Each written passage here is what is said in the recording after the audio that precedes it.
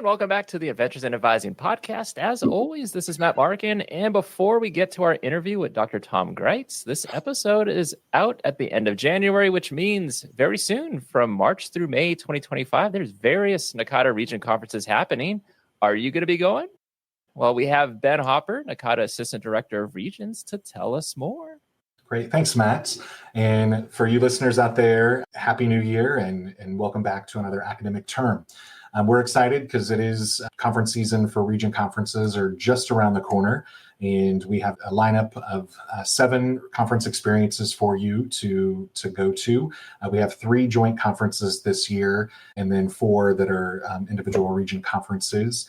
The conference schedules will be posted shortly, but spoiler alert, they're all incredible experiences and sessions. So we have pre-conference workshops the first morning, if they're offered, at each of the conferences, followed by the Maximize Your Membership, Maximize Your Conference Experience session that's put on by the Membership Recruitment and Retention Committee. Those will be at 11 a.m. on day 1 of each conference, and they're open to everyone. So whether you're brand new to NACADA or this is your first advising conference, or if you've been around forever, there is something for you in that great session. New this year to all of the conference experiences will be the first timers orientation and networking session that will be from noon to 1:30 on day 1. This is for first-time attendees to a NACADA Region Conference, and it'll be just a great time to network and learn a little bit more about the conferences and what NACADA has to offer through the advising communities, webinars, and other things that we offer as an association. But it'll be a great time to meet other first-time attendees, to network and get to know people before the conference starts. Each conference will have an opening keynote and a closing keynote. So there will be 2 keynote opportunities, as well as 8 concurrent sessions of concurrent sessions and panel discussions, and then networking opportunities. So we're excited to have these coming up. The first one starts in early March. And so that means early registration for the conferences are approaching. Each conference has an early registration deadline cutoff, and that's when you get the early registration rate. So register 4 weeks before the first day of the conference to take advantage of those discounts. And then registration will go up after that date. So register, and then when you register, book your hotel room and make your travel arrangements at the same time.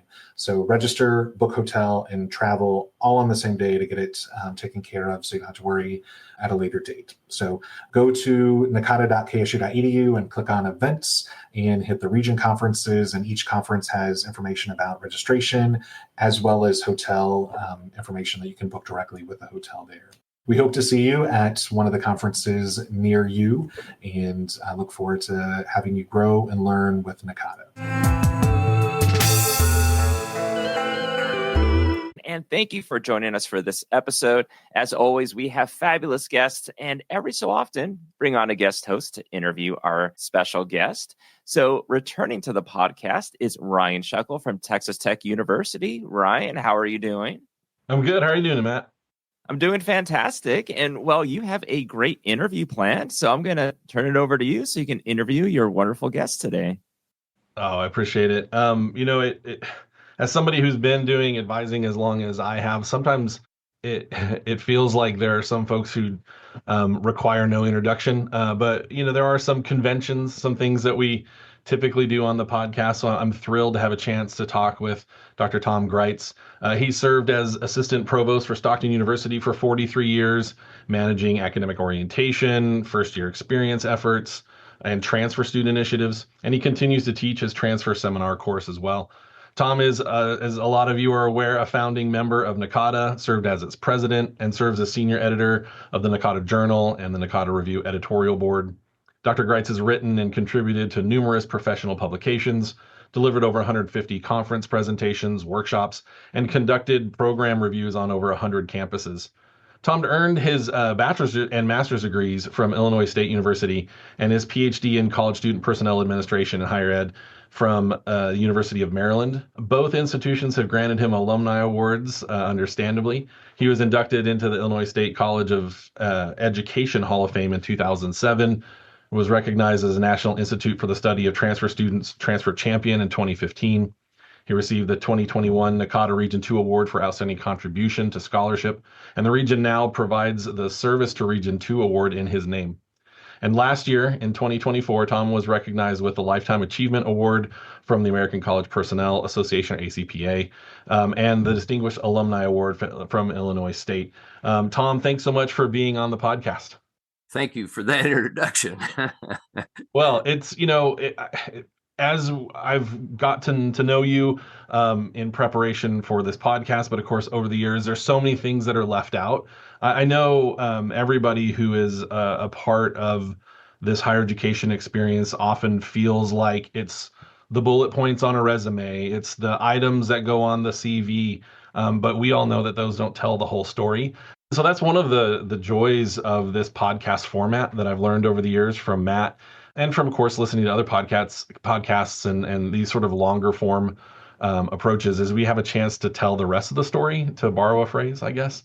And that was sort of my interest when Matt asked if I would like to interview you. I was honored for the opportunity and super glad when you accepted. And so we're gonna talk through some of the things that I know have been discussed in different ways here or there. Posts on the NACADA Clearinghouse or interviews on the Presidential Perspectives podcast from NACADA or whatever. I'm going to try for our audience to make sure we hit those highlights. But I also want to talk a little bit about just what it was like being an advisor with the career that you've had, not just the highlights, but working with students and collaborating with other colleagues. One of the typical questions that is asked is, what is your higher education journey? I'm particularly interested what a pre-college Tom Greitz was like. How did you decide on schools and majors, going to grad school? Who were your advisors? Well, that's been a long journey, but I always like to say that my career has been circumstantial. Events happened, circumstances occurred, and fortunately, in hindsight, I took advantage of those. And when I was in high school, I thought about college, but I really wasn't intrigued by it as an entity for me. But I was a good athlete. And so I figured, well, and my dad always said, you need to go to college. And my high school football coach was probably the most instrumental in terms of getting me involved in going to college. He actually drove me to Illinois State to meet the coaches there of the sports, football and track. Primarily track is what I excelled in, but I played football 1 year in college also. So he enabled me to get, I think, 4 or 5 scholarships, combined athletic academic scholarships to various institutions. So on a lark, and I don't want to go into that entire study, but I accepted a free ride from Danville, Illinois, where I grew up, out to Golden, Colorado, to the Colorado School of Mines to start my college career and my football and track career. Well, Colorado School of Mines was then and still is now strictly an engineering school. And I found out that even though I was a good high school student, I was in much tougher competition at the college level. So I barely ended up my freshman year with a 2.02, I believe it was, something like that. And had decided, that I was not going to make it there. So that was probably an event or a circumstance that cued me into making some changes. I actually dropped out of school for a semester, worked on the railroad as a brakeman, and then decided to transfer to Illinois State. So I went there, and well, let me back up 1 second in terms of careers. I know you asked about careers. When I was still in high school, grade school and high school, my professional ambition was to be a professional bowler. Because I really enjoyed that and I was pretty good at it, but I had to give it up to play sports in high school. I was ineligible. I would have been considered a professional at that time because there was money involved. So money is greatly involved now in college sports, but then it wasn't. Wasn't allowed actually in the state of Illinois. So that's why I I switched careers after that, after I started thinking about things and decided, okay, I'll try this engineering thing, not knowing what it was all about. When I came back and was out of school for a semester and got laid off from the railroad for a while, I decided, okay, I'm going to go back to school. And I always was good in math, so I thought, well, maybe I could be a good math teacher. So I'll go back to college, to a different college, but major in math and and play sports and chart another career. But that changed also. So I don't know how much more you want me to pursue the career, but I'll let you dictate that, Ryan. Well, that's one of the things we share in common, is the background in math. I taught math before I came to academic advising, before I came to higher education, really. I taught math in the correctional system here in the state of Texas. And again, it was sort of that, I'm interested in what are the career outcomes, what is feasible, what's available, sort of a pragmatic approach to career exploration, you might say. And so when I read that in a previous interview, I was like, oh, did you ever get a chance to teach math in a classroom setting? Well, yes, and I declined it. I actually, when I was doing my student teaching, I really enjoyed working individually with students. So I decided, hey, maybe I would like to be a guidance counselor and work with students. So I pursued and completed a master's in secondary school counseling at Illinois State as well. And I finished that degree, still didn't know what I wanted to do. So I quickly sent a note to my old high school and said, hey, could you use a math teacher, football coach, track coach, and all these things. And they said, sure, and sent me a contract. During that time, I had been encouraged by people at Illinois State to pursue a career in higher education, but I didn't really know anything about higher education. But one position was as a residence hall director that I was steered toward at Eastern Michigan University. And I interviewed for that, was offered the job, declined the job, and decided, no, I'll go back and teach in high school. Well, these stories are complicated and lengthy, so I try to shorten them. A lot of things happen in between, but you know how you get reimbursed for going to interview at jobs mostly. Well, I never got my reimbursement check from Eastern Michigan. So I sent them an email. Well, no, I called because there was no email at that time. I called, and the guy who had interviewed me and offered me the job called me back and he said, hey, that job is still available. We'd like to have you come as a residence hall director in a men's residence hall and so forth. And so I said, okay. So I accepted the job, sent the contract back to my high school, took off for Eastern Michigan. And that's where I started my career in higher ed, was as a residence hall director, and got engaged in higher ed and working with college students. And that really set me on my path. So I was at Eastern Michigan for 2 years, decided I wanted to move ahead into a doctoral degree because I was encouraged by the president of Eastern Michigan that I was not going to advance very well in higher ed if I didn't get a PhD. So I started looking around and ended up gladly going to College Park, University of Maryland, and went there as assistant director of housing. Was there not even a year and was invited to become the first director of housing at UMBC, which was a brand new institution at that time. And I was the first director of housing there, and had 2 residents, one built and one underway. During that year, I spent a lot of time interviewing and going to conferences, interviewing people to build up a staff.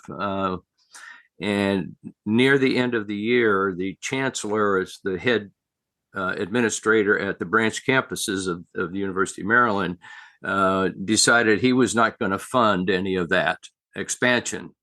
So I said, I spent all my time and effort in this and saw the opportunity that I had gained through my previous years of experience in residence life, as it's called now, housing then, that I was really disappointed. So I'd already started my doctoral program at Maryland. So I got in touch with the associate dean of the College of Education and asked if she still had any internship assistantships available, because I needed to have some kind of income. So she said, well, I've given out all of my assistantships, but we've got a full-time job available if you're interested in that in the dean's office. So I said, all right, let me come down and interview for it. So I did, and I decided I would take that job. Sounded like fun. And what it ended up being, the job that I was in, I don't need to go into the details, but what it ended up being was academic advising in the dean's office, basically hearing appeals, helping students who were in trouble academically, clearing students for graduation in the College of Education, and so forth. So I got much more involved in academics on the academic side of the institution, and really, really enjoyed it. And then, started reading some of the literature and going to conferences and so forth. That's what got me hooked on academic advising. So that's how I got into it. Again, all circumstantially, never Sure. planned anything like that. So, well, and part of me, having read and heard the journey before, knowing my own path to academic advising, and what I've heard from colleagues at conferences and read through their experiences, this is a common theme for academic advising and people who are doing that work oftentimes. And so I hope that perhaps for some folks who might be hearing Tom's story for the first time, they have a chance to see that, for somebody who's been doing it for as long as you have, and in the ways that you have, that we have so much in common in our stories. One of the things that we don't have in common, though, is you had a bit of a multi-organizational career, engaging and connecting and leading in both ACPA and NACADA. What roles have those organizations played in your life, including but not limited to conference attendance and positions that you've held? Well, I learned about ACPA when I started my career at Eastern Michigan. I'd heard about it, and then when I got involved in advising, ACPA was the only organization that would accept conference programs, conference proposals on academic advising. Nobody had heard of it. Nobody really knew what it was. Nobody cared about it, I guess, in some sense.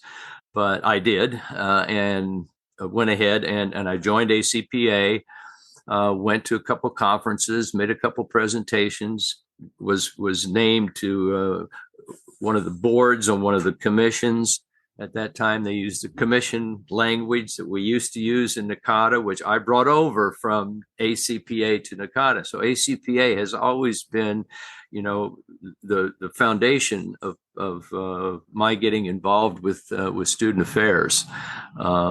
So I just maintained, eventually was elected to a position that I didn't intend to win, because the vice president was running against me, and I figured he would win that election easily. Well, he didn't. I did, and here I was.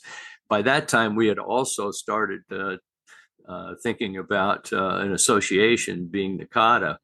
And when I was president of NACADA, I was also chair of this commission. So I had two leadership roles at the same time in two different institutions. So I owe a lot to ACPA in terms of what I was able to learn through organizational structures and that kind of thing that really has helped.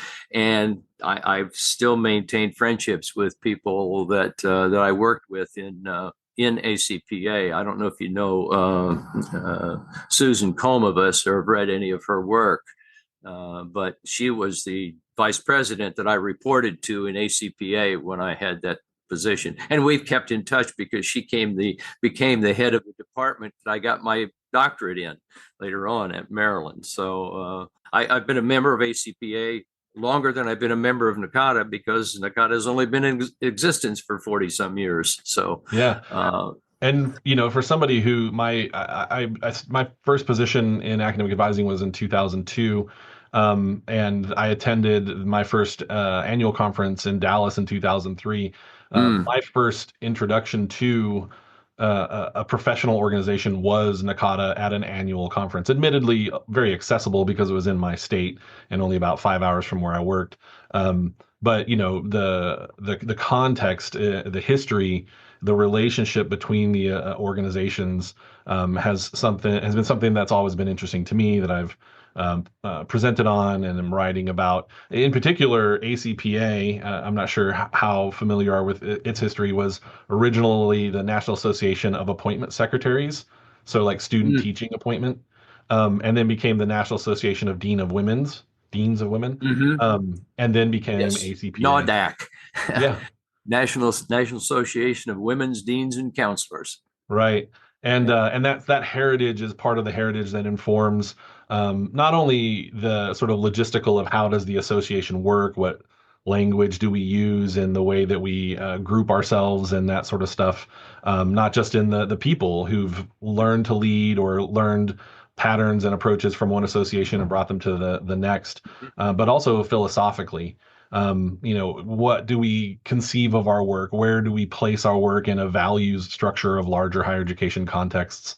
And that's part of, I know, stuff that you've spoken on before, in particular in your President's Perspectives podcast with David Spite, and about the context of what is a profession, who agrees that it's a profession, and those sorts of things. But there's a long line that stretches from deans of women and what it means to do the kind of work in higher education that is maybe more student centric than knowledge centric, or less expertise and more service or caring roles or whatever. Your doctoral degree includes the term college student personnel. What can you tell us about that school of thought, the student personnel perspective, and how it's influenced you professionally?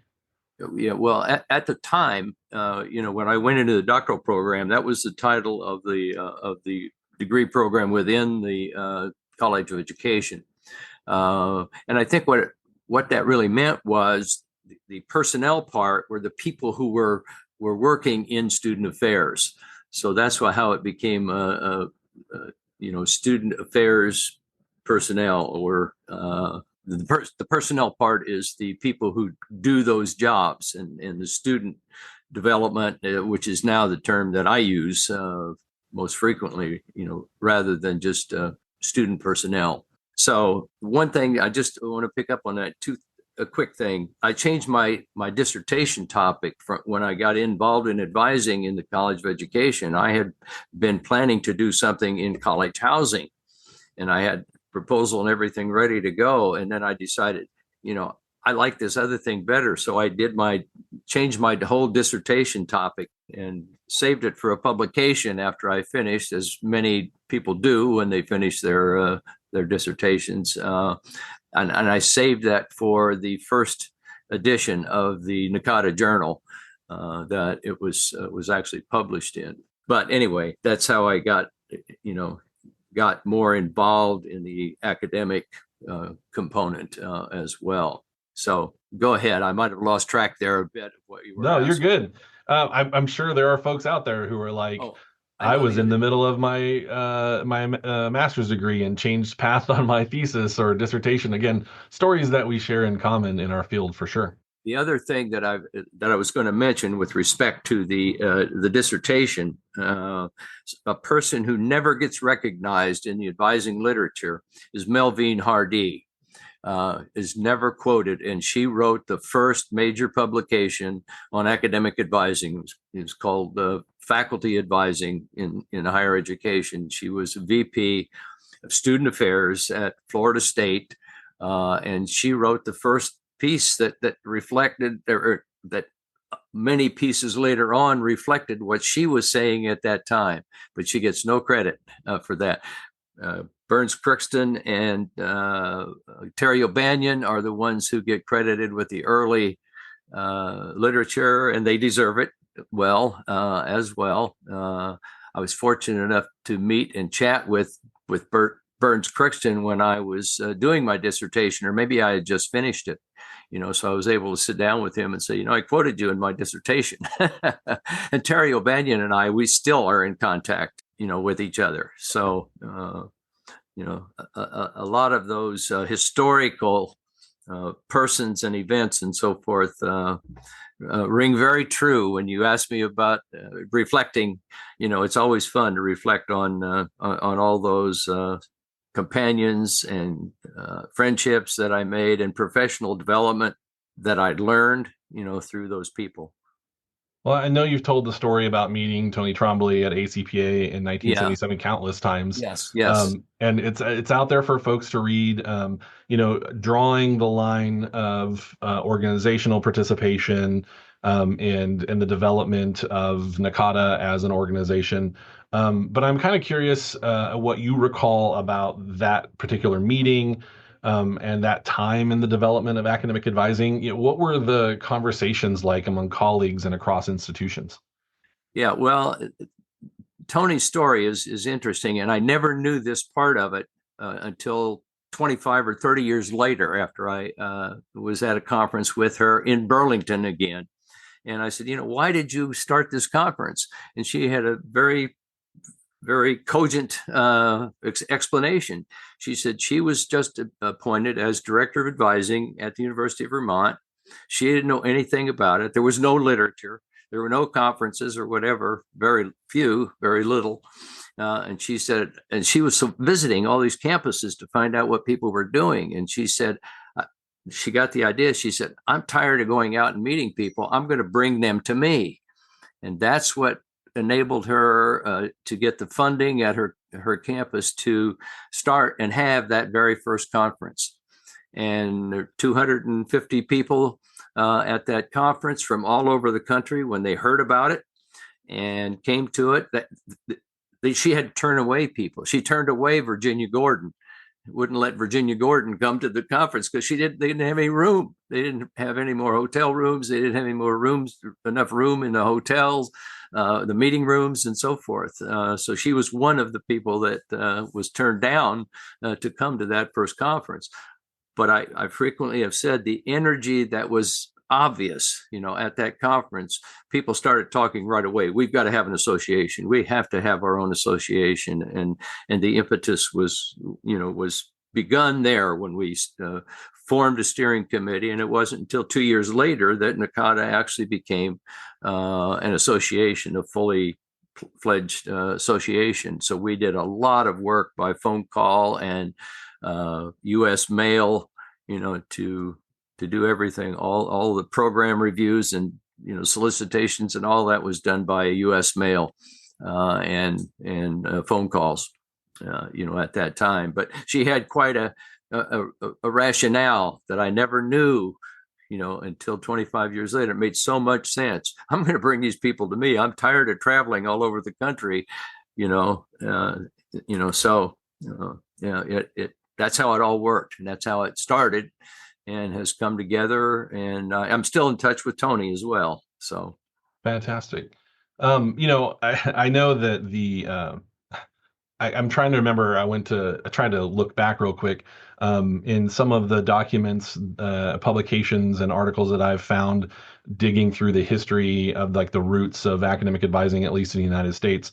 There was, it might have been a director for college student personnel in the 50s, perhaps, who was asking questions about faculty advising. I think they might have referred to it as faculty counseling. Or academic counseling, but they did a similar thing where they toured schools that they felt were peer or aspirant sort of comparison set, and just conducted interviews and then shared their findings. And so the options, as it were, to communicate and collaborate, to share information and best practices certainly were different. But from your perspective, what were the biggest challenges facing academic advisors in the late 70s and early 80s compared to today? Well, I think probably identity was one of the first things, that who are these people? What is this group? That is now encroaching upon some of the other work that have been done, because it was all faculty advising for many years. A colleague of mine at the time had one of the first advising centers at then Glassboro State College, which is now Rowan University, but he had one of the first advising centers in the country. But it was unknown, basically unknown at that time. But everything just kept evolving as we moved along. We knew we needed a journal, or we wanted a journal, because we needed something that would focus on academic advising by itself. So two things. First of all, my very first publication was in the NASPA journal. Okay, and NASPA was not a supporter of academic advising, but they did accept my proposal for a journal article, which appeared, I think, in 1977, the same year that the first conference was. And then the big landmark, I guess, in my career is being involved with Ted Miller and Roger Winston in writing the developmental advising book, because just doing that and working with those two people, really got me more enthusiastic, but more knowledgeable about the underlying theories and opportunities and so forth for academic advising as a real stronghold in higher education. So I have a lot of credit to be given to them as well. Well, and I know it's sort of on the surface an obvious question about how your approach, your understanding of advising has evolved over the years because of the doing of it and the nature, the context, and that sort of stuff. But reading 4x4 advising model from the NASPA journal article in 1977, I'm kind of curious, how your thinking on advising has changed since that first publication. Well, the major change, I think, adjustment or change, was with writing that, being a part of that developmental advising book, and I've written about it since then a few times, about that concept, takes into consideration every single student, their academic life, their career life, and their personal life. And that personal life got a lot of criticism. People were calling advising counseling. It's not what it's just about academics and so forth. So, I have maintained those three legs of the stool, if you will, as the foundational work, which Hardee's work didn't use those exact terms, but the concepts were pretty much the same. The personal, academic, and career aspects of a student's life. And I still argue today that you're still engaged when you're advising. Academic advisors are still, in order to do their job well, have to be engaged in all of those areas, because that's what the students are engaged in. They're engaged in trying to complete an academic program to be able to go into a career that they aspire to, and many of them change to several times, and their personal lives. It can't be discounted. Especially now we see everything with the need for childcare, the financial situation that individuals are in, daycare, all of those kinds of things come into play, and you can't set those aside and not consider those in the academic advising process. So I think for me, those three legs have remained, with me the whole time, and I've always approached my advising that way. One statement I like to make, and I ended my acceptance speech at ACPA several months ago, is that I haven't reported in student affairs for over 50 years, but I do student development work every day. And that's how I've approached my work, whether it's working, being on a committee, doing a presentation, writing an article, sitting and talking with a student. And now I'm still advising part-time with our student athletes, so I still maintain that same attitude, those same perspectives, and try to put them into play, or at least to understand them as I move along. And I appreciate all of the work, like appreciative advising and intrusive advising. That was the term Bob Glennon used many years ago, and some of the other kinds of things, labels that have been given to academic advising. And I look at them and I read them and I say, they still come back to I still come back to the same thing. What they're talking about is developmental academic advising, talking about those three legs. So that's been my guideline, since I guess 83 or 84 when we published that book. Absolutely. And doing it was, is where I learned so much and got more insights into, the advising process. Yeah, I noticed quite a bit of your work, certainly not all of it, but quite a bit of it. There is that thread of transfer students, not just the recognition, but also your work examining the transfer student experience, sort of building out approaches and understanding. Would you say that comes largely from the circumstances of where you were at the time, or from your own experiences changing institutions? Probably both, but it was more the current, working through it and working with transfer students, and then realizing, hey, I was a transfer student and I didn't necessarily have those same experiences, but I appreciate the value that transfer students bring to an institution, and certainly not to discard the financial value that they bring to the institution.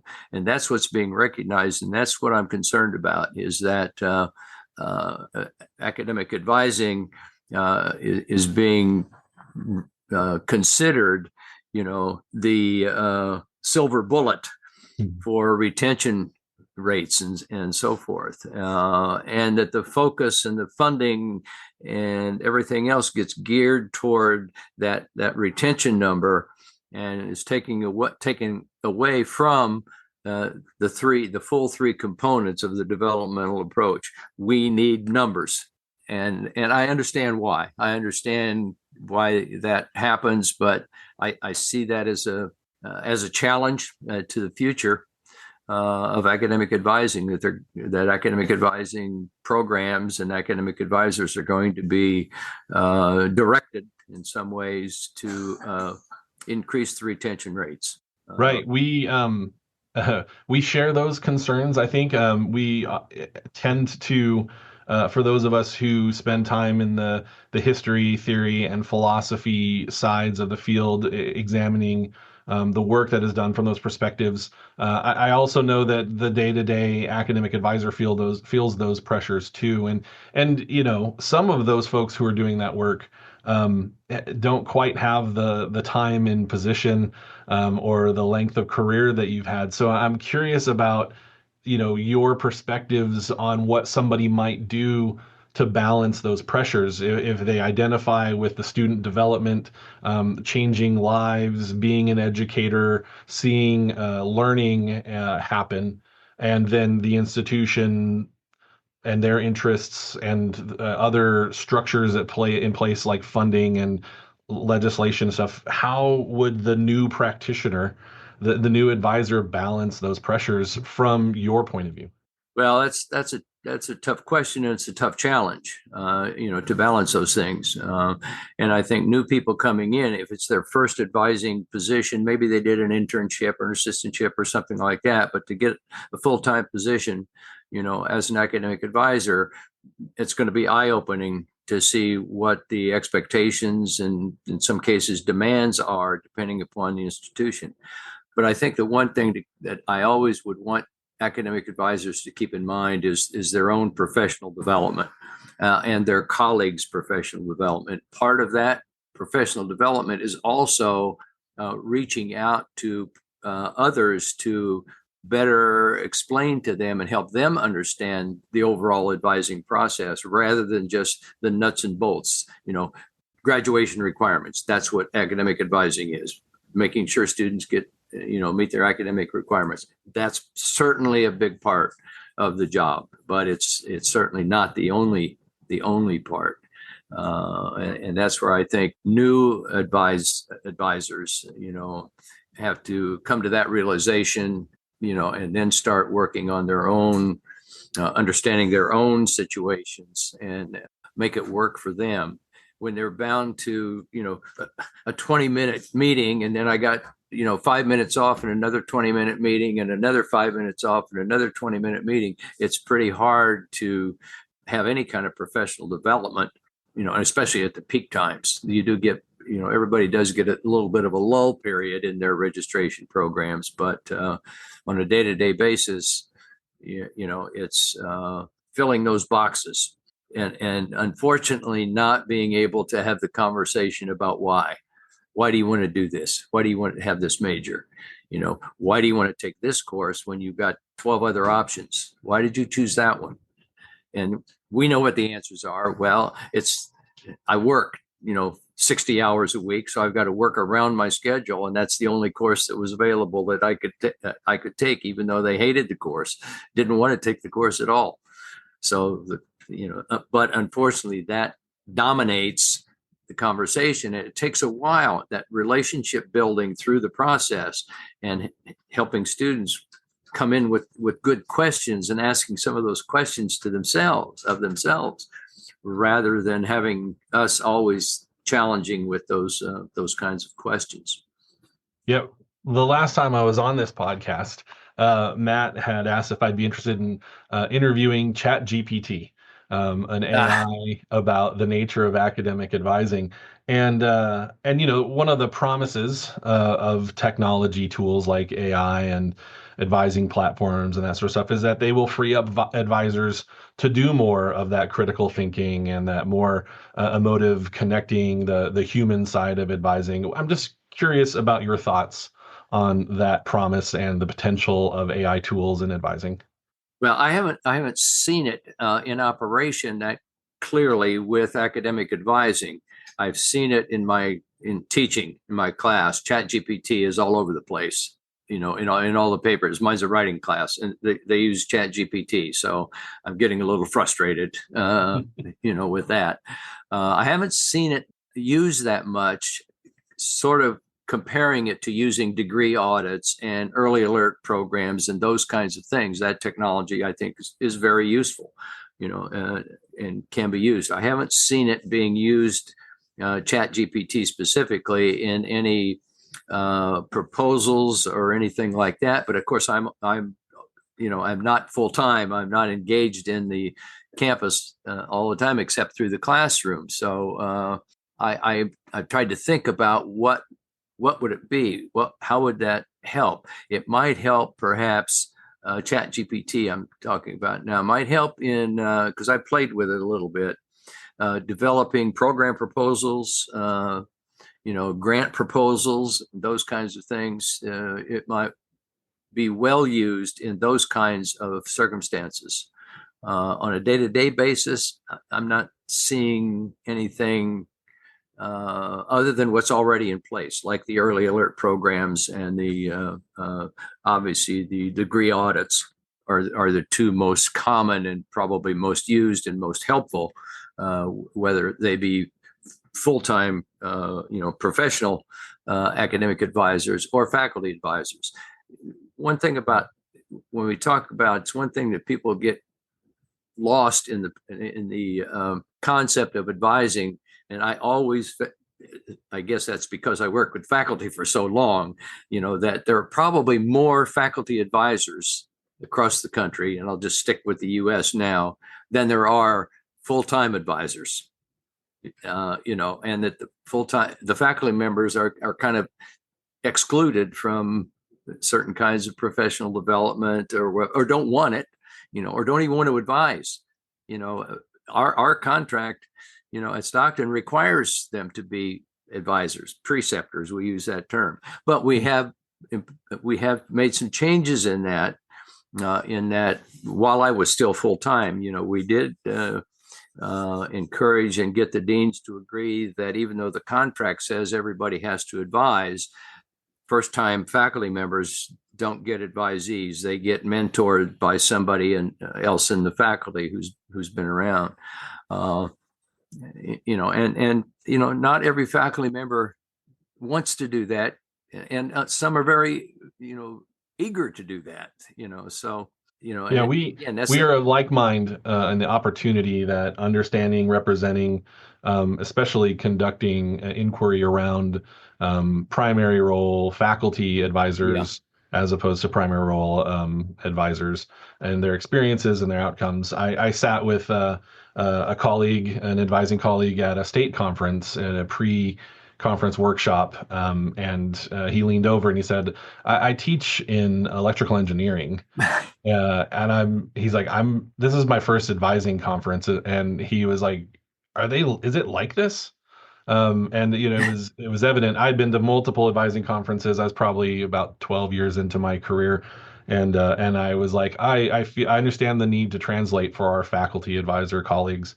And certainly folks who have interacted with people who advise in other countries are often what they call it personal tutoring or study advising, or whatever it might be. They are a primary role faculty, instructional faculty in most cases as well. And as your career has spanned as many years as it has, concepts and frameworks that some of us just sort of take for granted as having always existed, they were developing and being understood. Things like the scholar practitioner model, and third space professionals that's come up in the last 5 or 10 years or so in higher education, especially globally. You as someone who has lived through not only the sort of social change of the time and the policy and higher education change, but also the professional growth and development of academic advising. I'm curious if you thought about this ever before, if you were to go back and advise yourself when you arrived at Illinois State, what advice would you have given yourself? What approach would you have taken with a student that was like Tom Greitz arriving at Illinois State? I would say just look at every situation, look at everything as an opportunity. What does this provide for me as an opportunity? I could go back into my Illinois State history and tell you of specific situations that, that targeted me. I have to do it now that I said it. My part-time job at Illinois State was working in the mailroom, and I call it being like a UPS type person. I delivered packages to all the different offices on campus. Okay. Well, the dean of students was the first person who said, hey, you ought to think about higher education. Went over my head, between my ears and out, I guess. I didn't really know what he was talking about. Then I was going to delivered mail to the psychology, education and psychology. It was one department at that time. The dean said, what are you going to do when you graduate? I said, I don't know. I've been thinking about counseling, guidance. I said, but I don't really have the GPA to get into grad school. He said, bring me your application. So I brought him the application. He says, you're in. Okay, you're in the program. Okay. So that's how I decided to go to grad school, to finish a master's degree. And while I was there, my advisor at that time alerted me to the positions at Eastern Michigan, so those were, just opportunities. I also said the dean who admitted me to the program said, do you need an assistantship? And I said, I didn't know what that was. He told me what it was. I said, okay, yeah, that sounds good to me. I can do that. So I was a grad assistant for a psych faculty member, for the year I was doing my master's. So I learned a lot going through there, but I just took those events, those opportunities, those conditions, situations, and was able to parlay them into wherever it ended. I didn't know where it was Right. going to end, but Right. here I am. Well, and where you are is not just interesting because of the length of time, the people that you've collaborated with, the roles that you've held, and the significant, meaningful contributions you've made. But you also have the next generation of your family working in academic advising now. My wife is an advisor at our institution in our honors college. Our kids are 15 and 12, and they've come to advising events or various things. They've heard us speak about advising Yeah. ad nauseum, I'm sure, from their perspective. I don't know if they will ever aspire to advising work themselves, but you have someone in your family who does. And I'm curious what your thoughts were when Lindsay um, got involved in advising, got involved in NACADA and leadership role now as chair of the Theory, Philosophy, and History of Advising community. Just what was that like for you as a person, as a parent, as a professional? I mean, obviously very happy and very proud that she's doing well. Her ambition from age 3 was to be a dancer, a dance teacher. And as I'm sure you probably know, her bachelor's degree was in English and dance, 2 majors at Rutgers, master's in dance and higher ed from NYU, and dance and higher ed from PhD from Temple. And she still teaches dance, so she still enjoys that. And she decided to apply for the job that she now has. She made those decisions. She obviously she listened and watched and heard me, for many years, and picked up a lot of things from that. Obviously, she seems to enjoy what she's doing. Now I encourage her to get involved in things. That's part of the job. Right.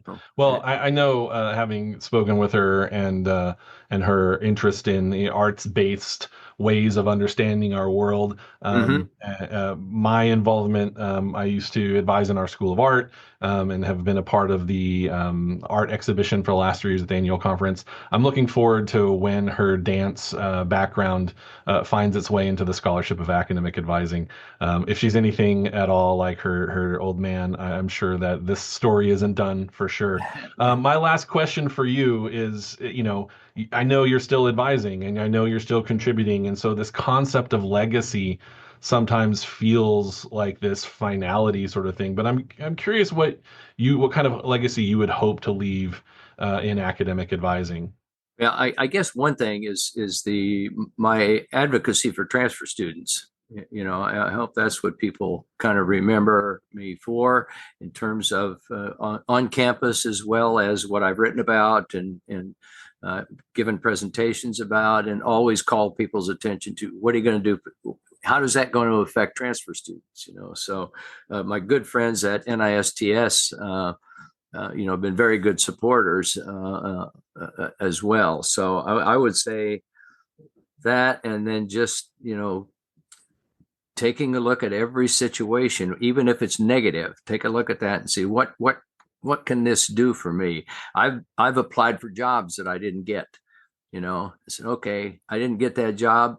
What do I do? Well, I'm going to continue what I'm doing, and that turned into 40 plus years. So, well, Tom, thanks so much for joining us on the podcast, and again for everything you've done. I look forward to our next conversation. I hope you have a great 2025, and maybe we'll see you in Vegas. Okay. All right. Good. Thanks a lot, Ryan. Thanks, Tom. Okay. Take care.